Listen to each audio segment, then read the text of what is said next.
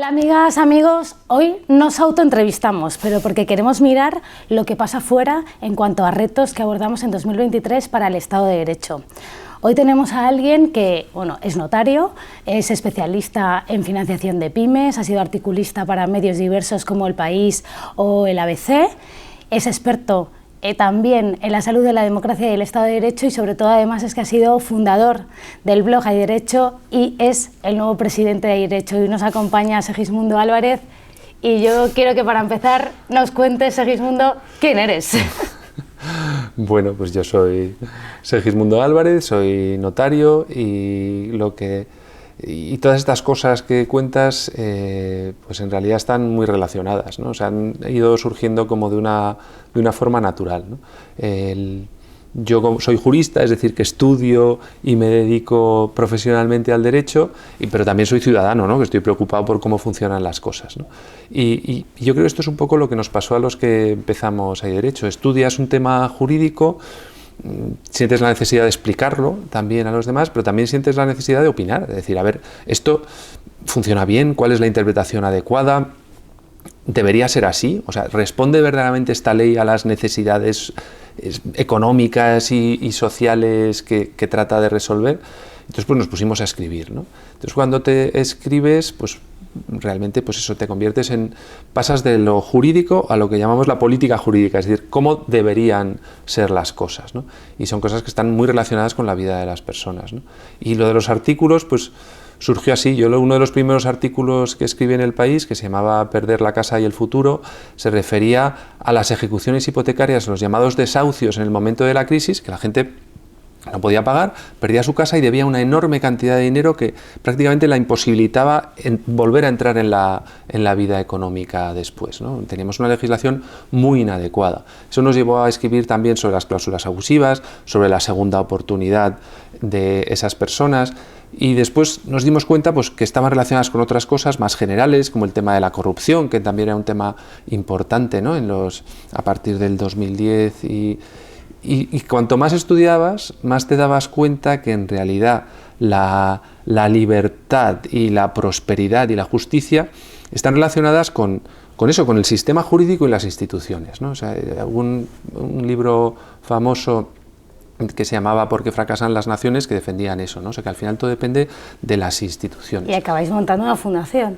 Claro, es que lo que no decían Robinson y Acemoglu era que es que no basta con tener unas instituciones, hay que estar vigilando todo el rato, es decir, porque el poder siempre intenta apropiarse de más, el poder económico de más poder económico, el poder político de más poder político. Las instituciones tienen que funcionar bien, ¿no? Entonces, pues lo que era simplemente una cosa de información, decidimos que tenía que ser algo que hiciera más cosas, que hiciera informes, que tú pudiera intervenir, ¿no?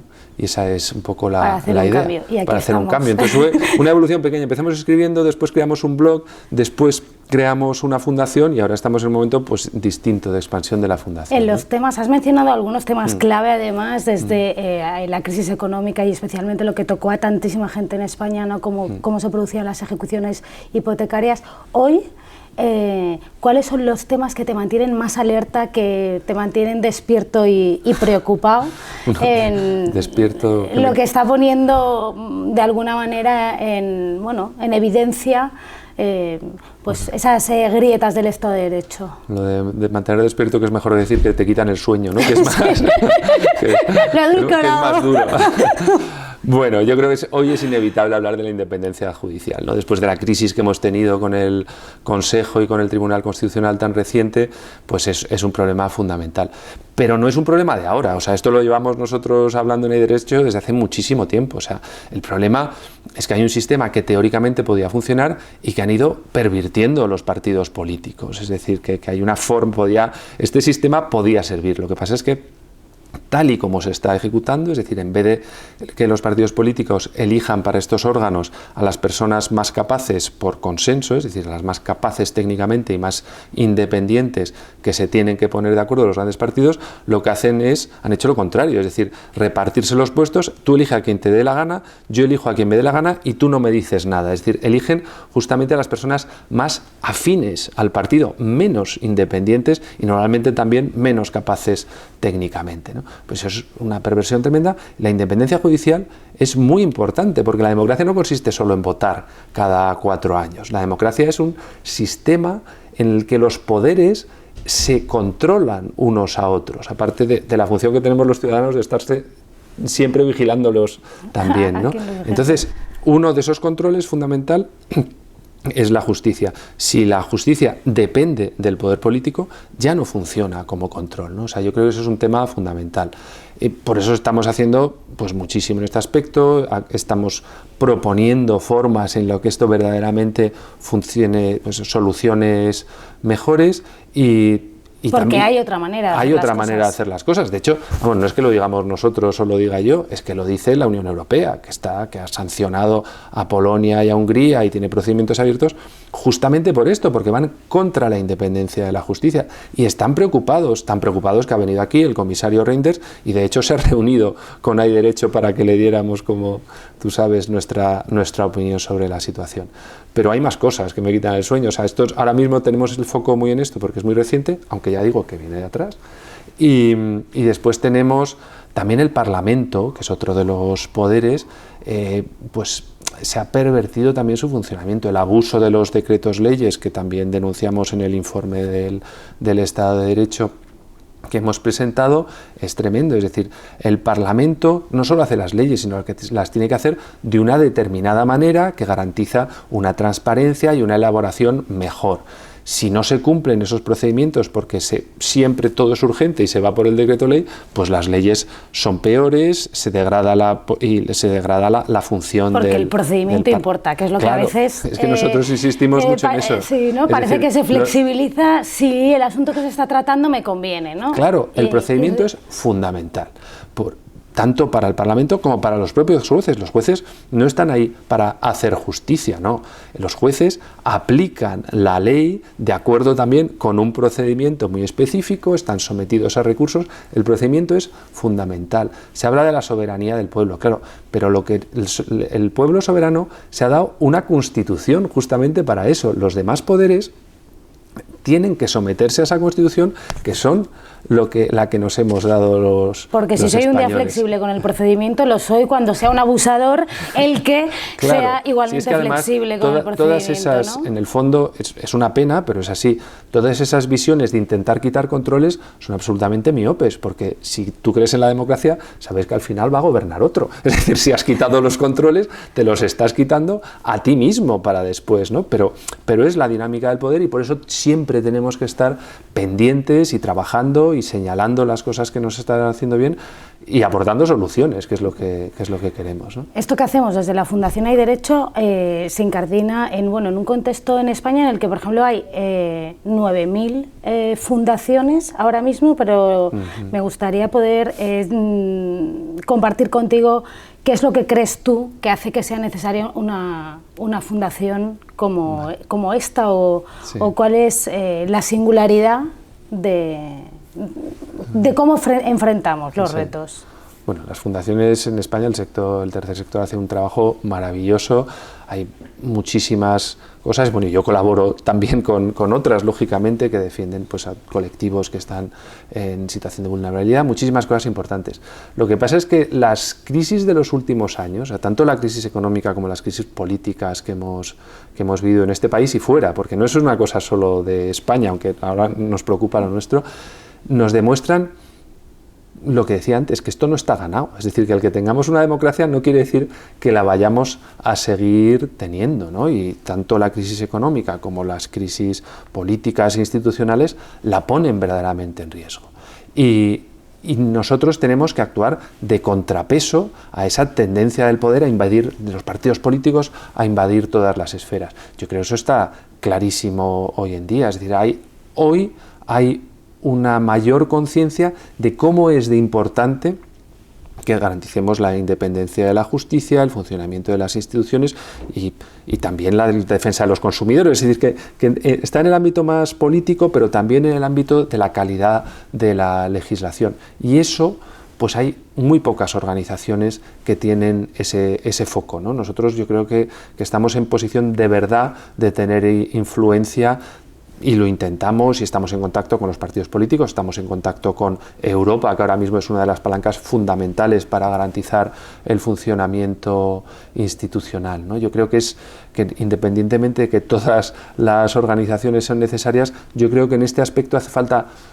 muchísimo trabajo y yo creo que ahora mismo nosotros estamos en la mejor situación para hacerlo, ¿no? O sea, porque hace falta también, ¿no? Oye, aquí voy a tomar terreno, una voz al margen del poder que sea no solamente capaz de opinar, sino también de investigar y sacar a la luz con fundamento objetivo cosas de lo que está pasando, ¿no? Porque ahora de las cosas que vamos a abordar, según te escuchaba, me venía ¿no? a la mente el contraste que suele haber entre las proclamaciones que se hacen a veces desde la tribuna política y luego la verdad de las medidas que se están adoptando en temas de política legislativa o legal, ¿no? Se dice que hay que luchar contra la corrupción y se reforma a la baja el delito de malversación, que hay que luchar contra la corrupción y resulta que lo que se hace es proponer una nueva ley de secretos de información clasificada o secretos oficiales que permite ocultar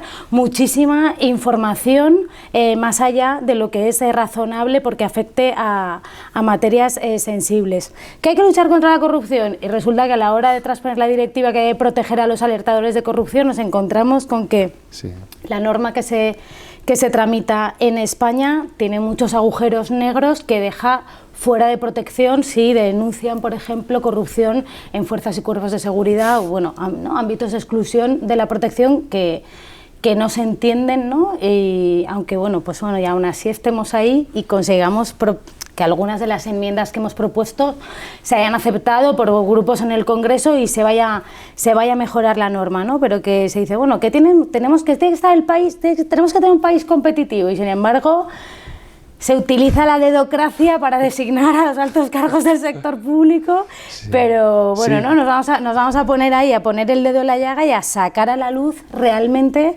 cómo se nombra esa gente, ¿no? Porque yo sé que tú eres un presidente con muchas ganas de que hagamos ese activismo y que pongamos el dedo en la llaga sacando todo eso, ¿no? Claro, es decir, que hay derecho, es verdad que partimos del análisis, ¿no? Porque la mayoría de los que empezamos éramos juristas y hay temas que son complejos y además, como los temas son complejos, claro, cada cual te enseña solo la parte que le interesa, ¿no? O sea, en el tema de la justicia, claro, Reinders dice que hay que acabar con el bloqueo con el Consejo General del Poder Judicial y reformar el sistema de elección. Pues bueno, claro, a un partido solo le interesa la parte de la reforma y al otro solo le interesa la parte del bloqueo, ¿no? En el tema del Tribunal Constitucional, que era un tema muy complejo, pues claro, cada cual hace acusaciones del otro terribles y no se explica lo que de verdad está pasando, ¿no? Nosotros hemos hecho un esfuerzo y se ha hecho unas infografías muy buenas para explicar de una manera sencilla ¿cuál era el problema del Tribunal Constitucional? ¿Quién tenía razón? ¿Qué parte de razón tenían? Para que las personas que no están metidas en ese mundo, bueno, a mí también me sirve, porque yo no soy constitucionalista, es decir, el análisis que hacemos en el derecho nos sirve también a los juristas para poder comprender lo que está pasando y tomar decisiones en función de eso. De los temas que me quitan el sueño también está, por supuesto, el tema de la corrupción. La corrupción es el enemigo número uno de la igualdad, como decía, ¿no? La posibilidad de participar en el ámbito político y económico. Eso se impide a través de la corrupción, ¿no? Y por eso nos preocupa el tema de la malversación, el tema de denunciantes de la corrupción, que tú has estado súper activa, Safira, y por eso tenemos esas dos patas, ¿no? La parte como más de investigación y análisis y traducción de esas cosas complejas de manera que todo el mundo lo pueda hacer, pero también la parte de actuar, o sea, en el caso de nombramientos, ¿no? Cuando claramente se hacen nombramientos no que deberían ser hechos por la competencia, se hacen únicamente por la lealtad y a personas que realmente no son competentes. Pues nosotros hemos empezado un camino probablemente difícil, porque el poder naturalmente se protege, difícil de impugnar esos nombramientos que consideramos que son. Que te refieres a los recursos que hemos presentado, sí, a las decisiones de nombramientos de personas que no son adecuadas para ese puesto, y eso es fundamental para la eficiencia del sistema, ¿no? O sea, la independencia y también la competencia, las dos cosas. ¿Tienes la sensación de que algunos de los temas sobre los que estábamos comentando, pues por ejemplo toda esta crisis por el bloqueo del Consejo General del Poder Judicial, etcétera, siendo muy relevantes, están ocupando absolutamente la agenda del debate político y que sin embargo hay otros temas que están relacionados con el Estado de Derecho, con el cumplimiento de las obligaciones por parte de, bueno, de las administraciones públicas, pero también quizá de poderes privados, y que no están en la agenda política, que no se está hablando de ellos y que afectan poderosamente a la vida de los ciudadanos? Sí, por desgracia estos temas así grandes y que se vuelven tan mediáticos efectivamente ocultan otros, ¿no? De hecho, estos temas que eran mediáticos se han ido tapando los unos a los otros, ¿no? Porque había un tema de la sedición, que es un tema interesante para hablar desde un punto de vista de investigación, es decir, de cómo las democracias modernas se deben defender de unos ataques que, como vemos, son muy distintos y se puede producir desde un extremo político o del otro, pero que son reales, sobre todo en el extranjero. Bueno, y aquí en España también lo hemos tenido en el caso de Cataluña, ¿no? Debería haber un debate verdaderamente sobre cómo se puede proteger la democracia de estos ataques de los que no creen en la democracia. Pero después hay cosas también mucho más del día a día que son importantes, como, o sea, muchos de los temas que hemos tratado son temas que parecen de derecho privado, pues eso, el tema de las hipotecas, no solo de los desahucios, sino de que las hipotecas sean sencillas y claras, eso influye en la vida de las personas. Ahora mismo yo creo que hay un tema que se está tratando poco, aunque sí ha salido en la prensa, pero que se oculta, que es el tema del ejercicio de los derechos por las personas y por las personas que tienen menos capacidad tecnológica, ¿no? Se ha planteado con los bancos, ¿no? O sea, que realmente no ofrecen ninguna posibilidad a las personas que no son nativos digitales o personas mayores, pero eso pasa con la administración. O sea, todo el tema de la digitalización está hecho para ahorrar costes a las grandes empresas y al Estado, que me parece bien. Yo creo que está bien que se ahorre costes la administración, pero tiene que ser también para facilitar la vida y permitir ejercer sus derechos a los ciudadanos. Y ese no es la óptica que se está haciendo ni en la empresa privada ni en la administración pública, pues ¿no? habrá que investigarlo, ¿no? Hay que investigarlo. Yo creo que una de las cosas que tenemos que abordar también es las consecuencias de la pandemia. La sensación es que la atención de la administración ha empeorado, el tema de la cita previa no funciona como debe funcionar. Eso es algo que vamos a tratar de investigar y también de proponer soluciones. En relación con las cosas que afectan ahora a los derechos de la ciudadanía, al Estado de Derecho, ¿cuál sería para ti el cambio clave que necesitaríamos abordar para mejorar como país, como sociedad? Pues es difícil, o sea, hay tantos temas, ¿no?, que ya hemos hablado, ¿no?, que se tendrían que mejorar, las instituciones, la corrupción, los temas más de derecho privado, pero yo si tuviera que pensar en una cosa, realmente tenemos que cambiar nosotros. Es decir, que al final lo que tiene que cambiar es la conciencia cívica, esa idea de que somos los ciudadanos los que tenemos que estar todo el rato pendientes de defender la democracia, este sistema que nos hemos dado de convivencia. Yo creo que es fundamental. O sea, no podemos dedicarnos solo a cultivar nuestro jardín, como decía Cándido, ¿no? Tenemos que ser conscientes de que vivimos en una sociedad, de que la sociedad nos da muchísimo. Todo lo que podemos hacer prácticamente es fruto del trabajo de los demás, de nuestra colaboración, pero eso nos exige, es decir, nos exige estar comprometidos. Tenemos que intentar enterarnos de lo que está pasando, es decir, informarnos y actuar en consecuencia. Yo creo que, yo hablando con mis hijos a veces se lo digo, es decir, cuando se quejan de algo, digo, a ver, tú de momento eso que está pasando no lo puedes cambiar, tú no le puedes decir a ese señor, cambia tu forma de ser, o eres egoísta, o eres injusto. No, cambia tú lo que estás haciendo, y eso es la única forma que tienes de impactar sobre los demás, ¿no? Yo creo que eso... Bueno, yo creo que ahora mismo en Hay Derecho estamos en un momento de cambio, aunque también de continuidad, porque seguimos teniendo la misma gente. Lo que pasa es que, bueno, ahora tenemos el lujo de contar con un equipo, ¿no?, de que tú diriges, Safira, pero yo creo que todos tenemos que dar como un paso adelante, en Hay Derecho, pero también nuestros amigos, nuestros colaboradores y en general todos los ciudadanos. Y empoderarnos ahí, hacernos con herramientas que nos permitan poner el dedo en la llaga. Hoy concluimos aquí esta entrevista con Segismundo Álvarez, pero nos vemos en la próxima con otra voz que ponga en jaque los abusos del poder a los derechos de la ciudadanía. Hasta la próxima.